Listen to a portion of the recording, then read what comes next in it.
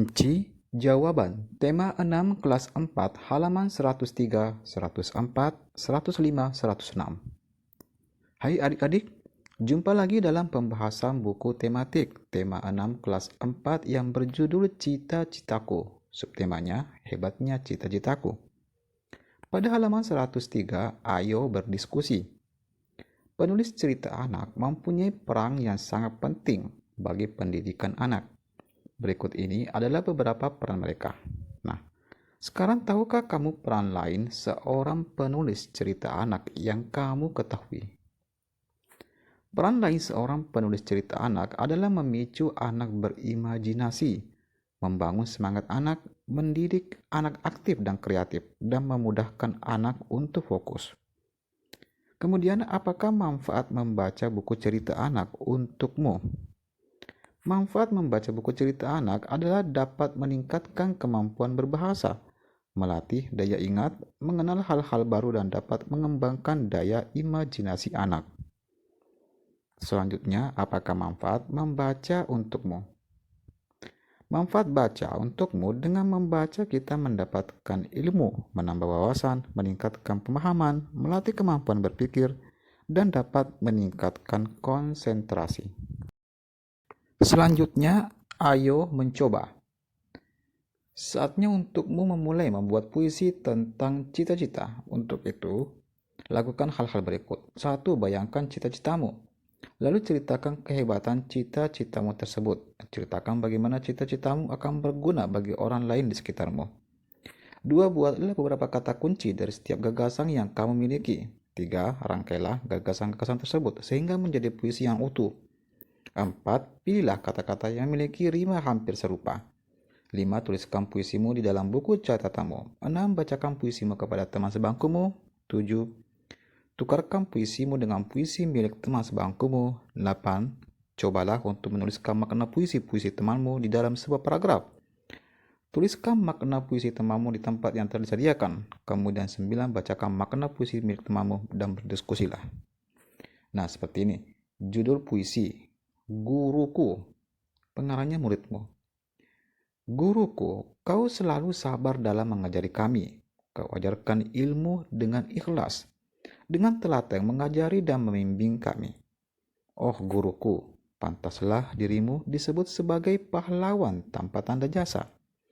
Tanpa dirimu kami bukanlah apa-apa, bukanlah siapa-siapa.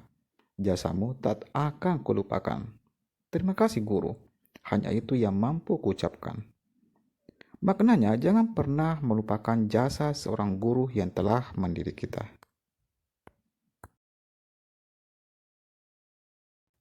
Pada halaman 105, lakukan kegiatan berikut ini bersama dengan teman sekelompokmu. 1. Kamu dan kelompokmu akan melakukan kegiatan sebelumnya tentang keragaman budaya orang-orang yang berada di sekitarmu.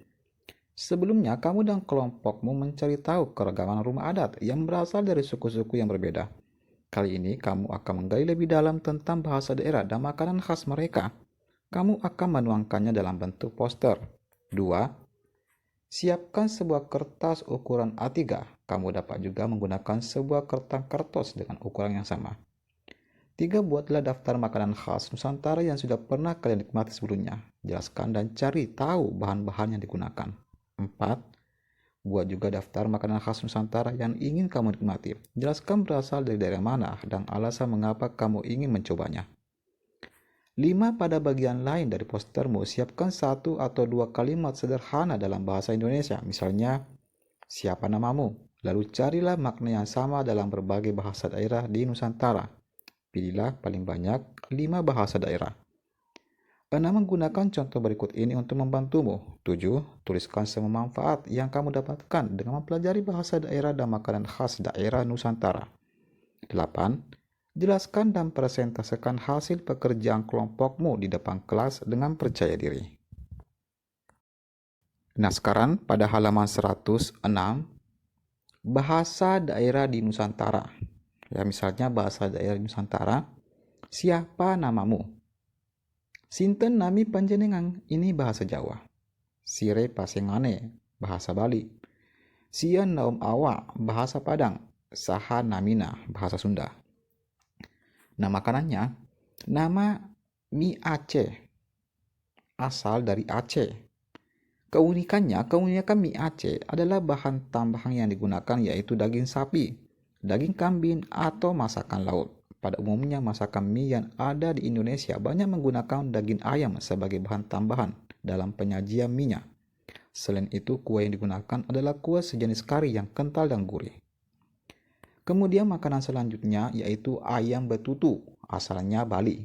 Keunikan ayam betutu adalah menggunakan ayam atau bebek utuh yang berisi bumbu khas Bali, kemudian dipanggang dalam api sekam. Makanan selanjutnya yaitu pempek, asalnya Palembang. Keunikan dari pempek adalah terbuat dari daging ikan yang digiling lembut yang dicampur tepung kanji atau tepung sagu. Penyajian pempek ini ditemani oleh kuah saus berwarna hitam kecoklat-coklatan yang disebut cuka atau cuko bahasa Palembang. Manfaat mengetahui berbagai bahasa daerah dan makanan khas bagi kita, itu dapat bersosialisasi dengan orang yang berasal dari daerah yang berbeda dengan kita.